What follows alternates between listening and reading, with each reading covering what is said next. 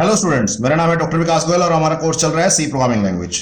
सी programming language पे अब तक हम 12 वीडियो लेक्चर अपलोड कर चुके हैं। लास्ट लेक्चर में हमने सीखा था कि किसी भी सी प्रोग्राम का स्ट्रक्चर कैसा होता है और उसके क्या क्या मेन पार्ट होते हैं। तो होपफुली आपको 7 के 7 सेक्शन समझ में आ गए होंगे। स्टिल कोई पॉइंट ऑफ डाउट होगा तो फर्दर लेक्चर्स में क्लियर हो जाएगा। तो इस लेक्चर में हम देखेंगे compilation and execution of a C program. तो सी प्रोग्राम को कंपाइल कैसे करते हैं और उसके बाद उसको फाइनली एग्जीक्यूट कैसे करते हैं। तो there are various ways to write the C program, उसके बाद compile the C program and run the C program. तो हम उनमें से आज कुछ तरीके देखेंगे, तो ध्यान से देखिएगा, होपफुली समझ में आ जाएगा। अब आपको पता है कि आपको जो भी प्रोग्राम लिखते हैं वो हाई लेवल लैंग्वेज में लिखते हैं, क्योंकि वो इंग्लिश टाइप लैंग्वेज होती है जो ह्यूमन अंडरस्टैंडेबल होती है। बट आपका जो कंप्यूटर है वो मशीन, बाइनरी और लो लेवल लैंग्वेज पे काम करता है। तो अब उस हाई लेवल सोर्स कोड को मशीन लेवल लैंग्वेज में चेंज करना, that is the job of compiler. अब एक compiler is a system software. तो पहली बात तो कंपाइलर एक सॉफ्टवेयर है, कोई हार्डवेयर पार्ट नहीं है। तो एक सॉफ्टवेयर है जो किसी ना किसी प्रोग्रामिंग लैंग्वेज में लिखा है, और जो सी का कंपाइलर है वो सी प्रोग्रामिंग लैंग्वेज में ही लिखा है। और साथ के साथ ये सिस्टम सॉफ्टवेयर है। सिस्टम सॉफ्टवेयर का मतलब ऐसा सॉफ्टवेयर जिसकी जरूरत कंप्यूटर को पड़ती है कुछ स्पेशल काम करने के लिए। ठीक है, कंप्यूटर तभी काम कर पाएगा उस हाई लैंग्वेज सोर्स कोड पे जब उसको हम मशीन लेवल लैंग्वेज में बदल देंगे। तो this job is done by compiler itself, which converts a high level language program into machine और बाइनरी लैंग्वेज, वो आपको पता है। तो अब सी प्रोग्राम को कंपाइल और एग्जीक्यूट करने के स्टेप्स देख लेते हैं। तो सबसे पहले firstly source code is written in some editor. Editor एडिटर होता है कोई भी ऐसा प्लेटफॉर्म जिसमें आप सोर्स कोड लिख सकते हैं, उसको एडिट कर सकते हैं, उसको मॉडिफाई कर सकते हैं।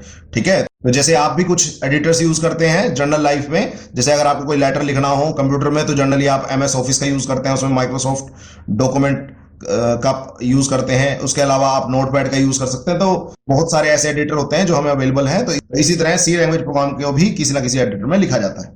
तो secondly compiler compiles the source code. तो मतलब जो आपने सोर्स कोड लिखा उसको कंपाइलर जो है वो कंपाइल करता है, उसके सिंटैक्स एरर वगैरह चेक करता है and convert it into machine code if no syntax error is found. तो अगर कोई सिंटैक्स एरर उसको नहीं मिला तो उसको मशीन कोड में चेंज कर देगा। क्लियर हो गया? ठीक है, तो जो भी कंपाइलर आप यूज करेंगे जनरली उसमें कंपाइल बटन होता है या शॉर्टकट की होती है Alt + F9। तो Alt + F9 दबाएंगे तब भी ऑटोमेटिकली प्रोग्राम कंपाइल होना स्टार्ट हो जाएगा।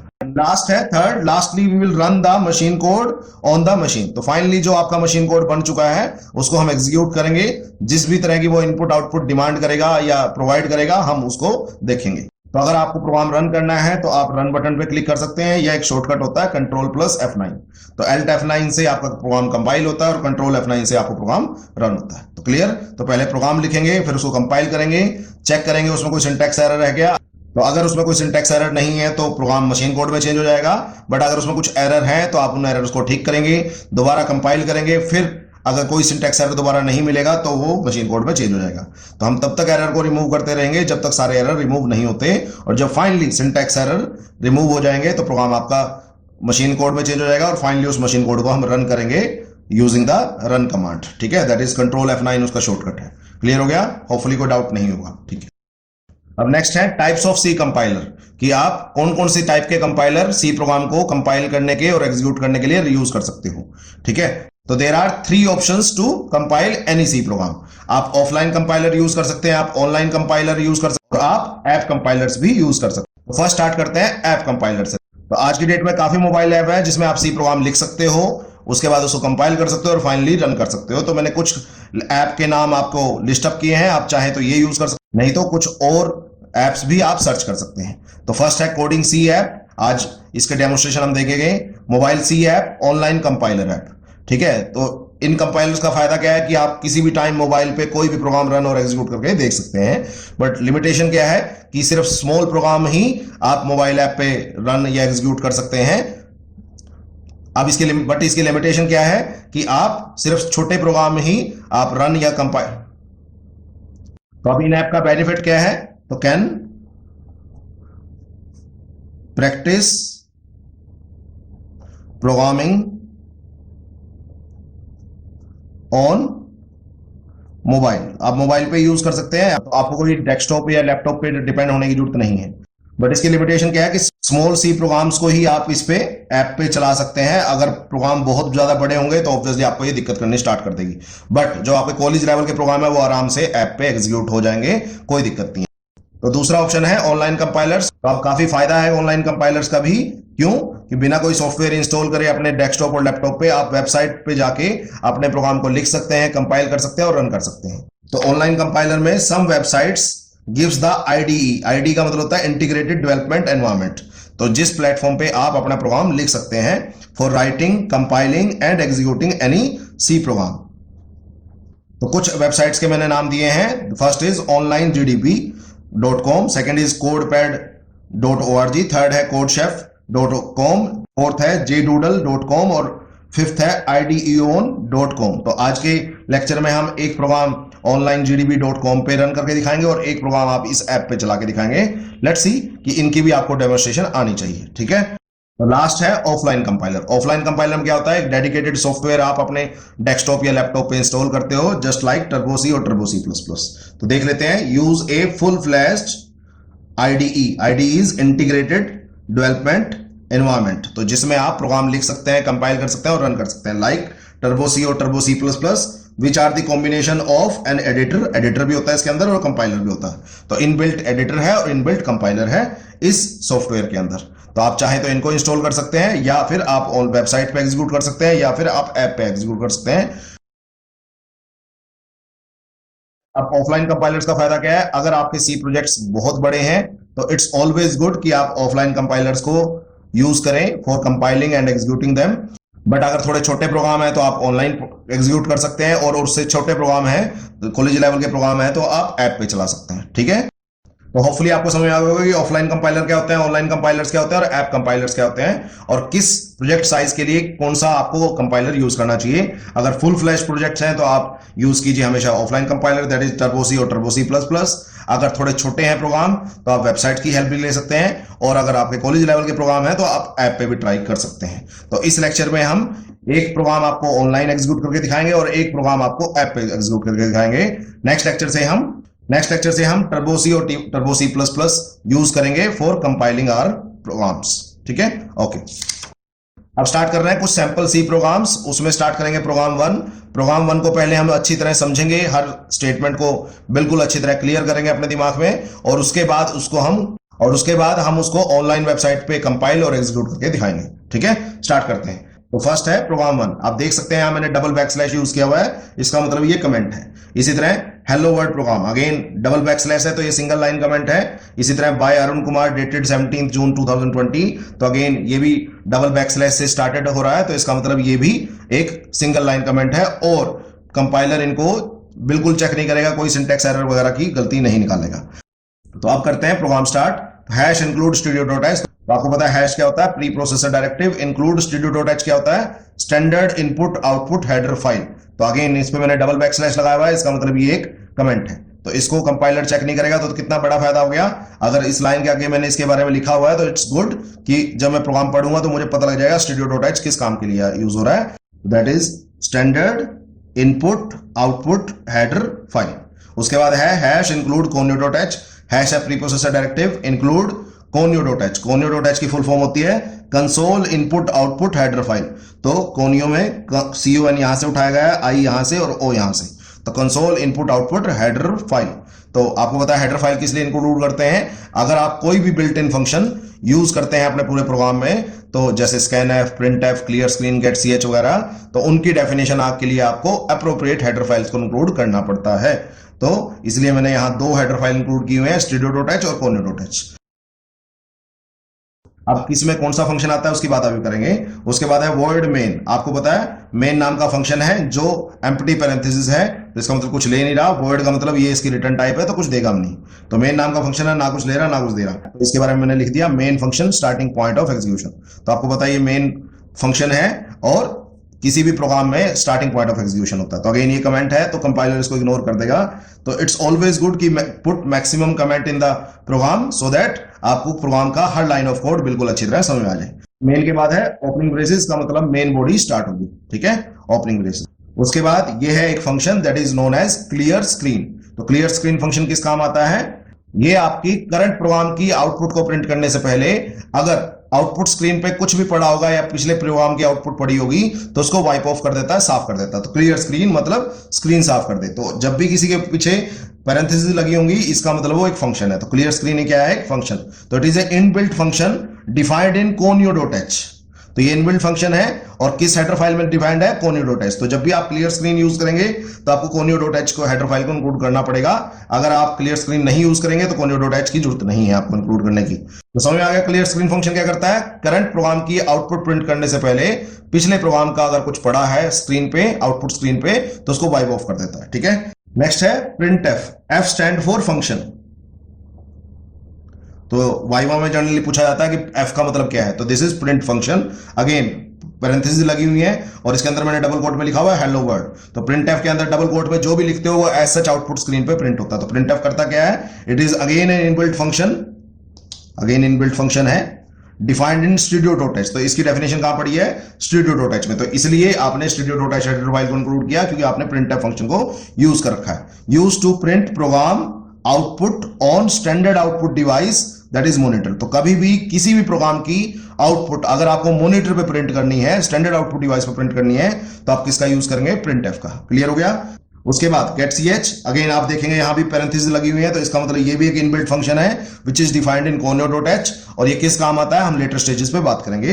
काफी इंपॉर्टेंट है, काफी बार वाइवा में पूछा जाता है या इंटरव्यू में पूछा जाता है, तो ध्यान से इसके बारे में जब बताएंगे तो बात करेंगे। तो लास्ट है क्लोजिंग ब्रेसेस। तो जैसे ही क्लोजिंग ब्रेसेस मिली मेन फंक्शन की तो program execution will end at closing braces. तो क्लियर हो गया। तो होपफुली हर चीज आपको समझ आई होगी। मैंने जितने भी कमेंट्स हैं वो रेड मार्क में लिखे हैं सो दैट आपको पता लग जाए। तो अच्छी बात होती है किसी प्रोग्राम में मैक्सिमम टू मैक्सिमम कमेंट लिखने की, सो दैट जब भी आप प्रोग्राम को पढ़ें तो आपको हर चीज क्लियर हो जाए कि किस लिए यूज हो रही है। अब इस प्रोग्राम को हम कंपाइल और एग्जीक्यूट करके दिखाएंगे ऑनलाइन कंपाइलर। मैं यूज करूंगा onlinegdb.com। ठीक है, देखते हैं कैसे रन करते हैं। ओके, ठीक है। हेलो स्टूडेंट्स, अब हम program 1 that is hello world program को अच्छी तरह समझ चुके हैं। होपफुली उसका हर स्टेप आपको बिल्कुल अच्छी तरह क्लियर होगा। अब हम उसको कंपाइल और रन करके देखेंगे ऑनलाइन कंपाइलर। ऑनलाइन कंपाइलर का मतलब आप वेबसाइट की हेल्प से अपने प्रोग्राम को लिखेंगे, कंपाइल करेंगे और रन करेंगे। ठीक है, तो मैंने फर्स्ट वेबसाइट आपको क्या बताई थी, onlinegdb.com। तो हम इस वेबसाइट को खोलते हैं। अब जैसे ही आप वेबसाइट खोलेंगे तो मेरे पास इस तरह की स्क्रीन आएगी जिसमें आप अपने प्रोग्राम को लिख सकते हैं। तो आप देख सकते हैं यहां क्या लिखा हुआ है, welcome to GDB online. GDB online is a online compiler. इसी की बात हमने की थी कि ये ऑनलाइन कंपाइलर है। एंड डीबगर टू, डीबगर का मतलब एरर रिमूव करना, for C, C plus plus, Python, PHP, Ruby, C sharp and many more. तो काफी लैंग्वेज के प्रोग्राम्स को आप ऑनलाइन इस वेबसाइट पे कंपाइल भी कर सकते हैं और रन भी कर सकते हैं। ठीक है, आप देख सकते हैं जितना भी ये सारा कंटेंट है वो हैश, एस्ट्रिक और एस्ट्रिक हैश के बीच में लिखा हुआ है। इसका मतलब ये सारा कमेंट है। तो मैं इसको रिमूव कर देता हूं पहले। उसके बाद अब हम हेलो वर्ल्ड प्रोग्राम लिखते हैं। तो अब एक इंपॉर्टेंट बात यहां पहले नोट कर लीजिए कि काफी ऑनलाइन कंपाइलर ऐसे हैं जो conio.h हेडर फाइल के साथ इश्यूज क्रिएट करता है। तो इसलिए मैं इस प्रोग्राम में conio.h को इंक्लूड नहीं कर रहा और साथ ही साथ उसके जो इनबिल्ट फंक्शन है क्लियर स्क्रीन और getch को भी इंक्लूड नहीं करूंगा। आप लिखते हैं प्रोग्राम। तो सबसे पहले आपको पता है मैं प्रोग्राम का नाम लिखते हैं, डॉक्यूमेंटेशन सेक्शन। तो backslash asterisk hello world program. और जैसे ही तुम एस्ट्रिक बैकस्लैश से बंद करोगे तो कंपाइलर को पता लग जाएगा yes it is a comment. तो ऑब्वियसली ये मल्टी लाइन कमेंट है। आप सिंगल लाइन पे भी यूज कर सकते हैं, मल्टीपल लाइन पे भी यूज कर सकते हैं। उसके बाद आप क्या लिखते हैं, hash include studio.h angle bracket close. ठीक है, अब दूसरी स्टेटमेंट जनरली होती है हैश इंक्लूड conio.h, बट काफी ऑनलाइन कंपाइलर उसके साथ प्रॉब्लम क्रिएट करता है, तो दैट्स व्हाई मैं उसको नहीं लिख रहा। अब नेक्स्ट है मेन फंक्शन। तो वर्ड मेन। तो जैसे ही देखिए मैंने लेफ्ट पैरेंथेसिस डाली, ऑटोमेटिकली राइट पैरेंथेसिस आ गई। तो ये कुछ फायदे हैं आपके ऑनलाइन कंपाइलर के साथ कि जैसे ही आप कोई सिंबल यूज करते हैं तो उसका पेयर्ड सिंबल ऑटोमेटिकली अपीयर हो जाता है। अब नेक्स्ट है ओपनिंग ब्रेसेस। तो ओपनिंग ब्रेसेस जैसे ही मैंने डाली तो ऑटोमेटिकली एक क्लोजिंग ब्रेसेस भी अपीयर होगी क्योंकि हर एक ब्रेसेस और पैरेंथेसिस हमेशा पेयर में एग्जिस्ट करती है। तो अगेन मैंने प्रोग्राम में क्या क्या लिखा था, क्लियर स्क्रीन लिखा था, printf लिखा था और getch लिखा था। क्लियर स्क्रीन और getch को मैं अब यहां यूज नहीं करूंगा क्योंकि मैंने conio.h हेडर फाइल इंक्लूड नहीं की है। मैं सिर्फ printf लिखूंगा, लॉजिक प्रिंट एफ। आपको पता है printf क्या होता है, एक फंक्शन होता है। अगेन मैंने लेफ्ट पैरेंथेसिस डाली, ऑटोमेटिकली राइट आ गई। तो अगेन डबल कोट्स, तो डबल कोट्स भी देखो ऑटोमेटिकली पेयर में आ गई। तो that's a beauty of online writing कि काफी आपको हेल्प मिल जाती है राइटिंग के दौरान। उसके बाद आप जो भी आप मैसेज लिखना चाहें, हमने लिखा था हेलो वर्ल्ड। ठीक है, और लास्ट आपका सेमीकोलन तो आएगा ही आएगा क्योंकि ये स्टेटमेंट टर्मिनेटर है। तो ऑब्वियसली हर स्टेटमेंट के बाद आपको सेमीकोलन लगाना है। तो that's all about my first program. आप देख सकते हैं मैंने यहाँ conio.h स्किप किया और getch और क्लियर स्क्रीन स्किप किया, तो फिलहाल उसको इग्नोर कर दीजिए। नेक्स्ट प्रोग्राम में हम उसको सीख लेंगे जब हम टर्बो सी में करेंगे। क्लियर हो गया? अब हमने करना है इसको कंपाइल और एग्जीक्यूट। तो डायरेक्ट रन होगा, तो रन पे जाएंगे। वो आप पूछेगा कि किस कंपाइलर की आपने हेल्प लेनी है, तो मुझे सी कंपाइलर की हेल्प लेनी है। तो जैसे ही सी कंपाइलर की हेल्प लिया, वो एग्जीक्यूट किया और मेरी आउटपुट आ गई हेलो वर्ल्ड। तो यही मेरे को आउटपुट चाहिए थी। और program finished with execute, please enter to exit console. लो जी, जैसे ही मैं एंटर करूंगा तो ऑब्वियसली कंसोल आउटपुट चली जाएगी। दोबारा रन करके देख लेते हैं, रन करें। तो जो भी वहां होना है, जो भी आप मैसेज लिखोगे, ऑटोमेटिकली वो आउटपुट स्क्रीन पे प्रिंट हो गया। तो दैट्स ना ब्यूटी ऑफ ऑनलाइन कंपाइलर्स। अगर मेरे पास कोई सॉफ्टवेयर ना हो सी प्रोग्राम को रन करने के लिए, तो मैं किसी भी ऑनलाइन वेबसाइट पे जाके भी प्रोग्राम को रन कर सकता हूं। तो क्लियर हो गया? होपफुली कोई डाउट नहीं होगा, समझ में आ गया होगा। कोई डाउट बचे तो please feel free to ask. ठीक है, अब करते हैं प्रोग्राम नंबर 2 और उसके बाद उसको हम किसी ऐप में रन करके दिखाएंगे। ठीक है, ओके। अब होपफुली आपको फर्स्ट प्रोग्राम अच्छी तरह समझ आ गया होगा। उसको कैसे ऑनलाइन कंपाइल किया, रन किया, हम क्लियरली आपको बता चुके हैं।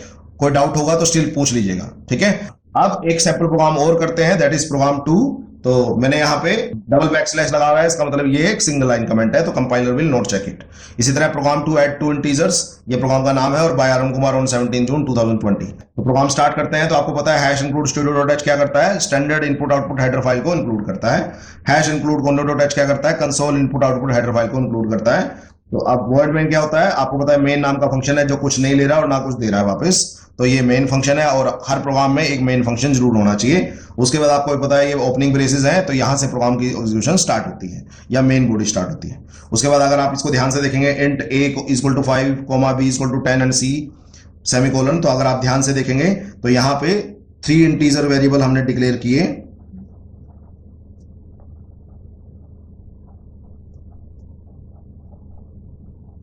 ठीक है, और 2 को एंड 2 आर इनिशियलाइज्ड, और 2 में मैंने वैल्यू भी डाल दी।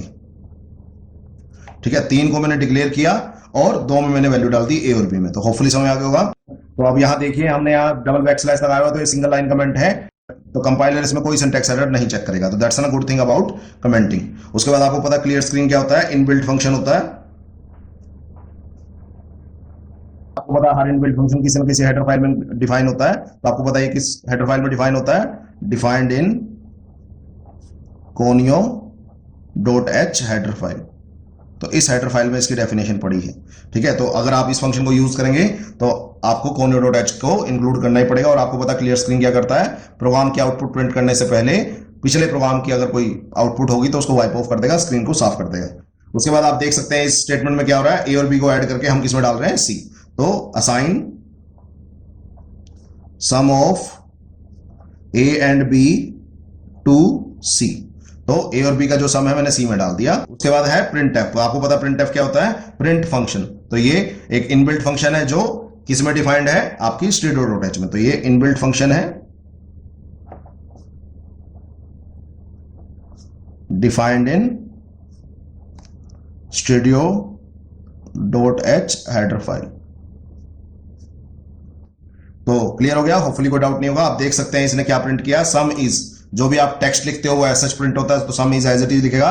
और परसेंटाइल डी, परसेंटाइल डी का मतलब ये फॉर्मेट स्पेसिफायर है, आपको बताएगा कि जो आपकी आउटपुट आएगी वो किस फॉर्मेट में प्रिंट होगी।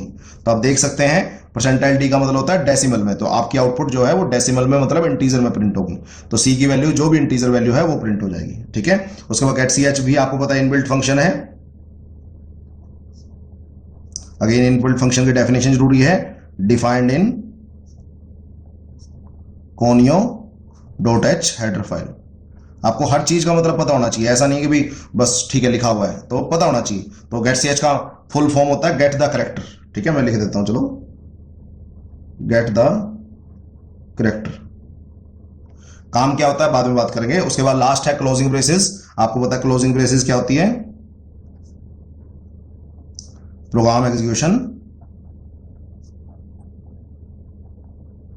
एंड्स।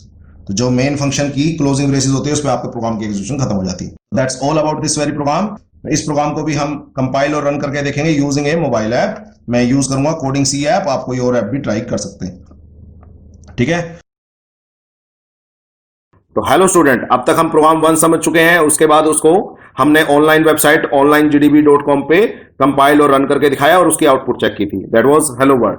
उसके बाद हमने प्रोग्राम 2 समझा जिसमें हमने देखा कि सम ऑफ टू इंटीजर्स कैसे फाइंड आउट करते हैं। अब उसको हम रन करके देखेंगे एक मोबाइल ऐप। मेरी मोबाइल ऐप का नाम है कोडिंग सी, आप कोई और मोबाइल ऐप भी यूज कर सकते हैं, मैं ये ऐप यूज कर रहा हूं, ठीक है। तो अब लिखते हैं प्रोग्राम। तो आपको पता है सबसे पहले कोई भी प्रोग्राम लिखने से पहले आप हमेशा कमेंट्स लिखते हैं उस प्रोग्राम के बारे में थोड़ी बहुत डिटेल। तो मैं लिख देता हूं प्रोग्राम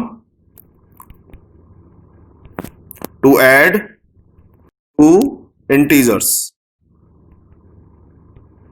ठीक है। उसके बाद आप एस्ट्रिक लगा के बैकस्लैश से उसको बंद कर देंगे। तो जैसे ही आपने एस्ट्रिक बैकस्लैश से उसको बंद किया तो इसका मतलब कंपाइलर को पता लग गया कि वो एक कमेंट है, ठीक है। अब स्टार्ट करें प्रोग्राम लिखना।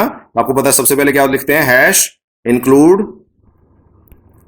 एंगल ब्रैकेट, मैं पेयर साथ साथ डाल देता हूं, इसके पास वो फीचर नहीं है, studio.h। अब ये आपको हेडर फाइल पता किस लिए होती है।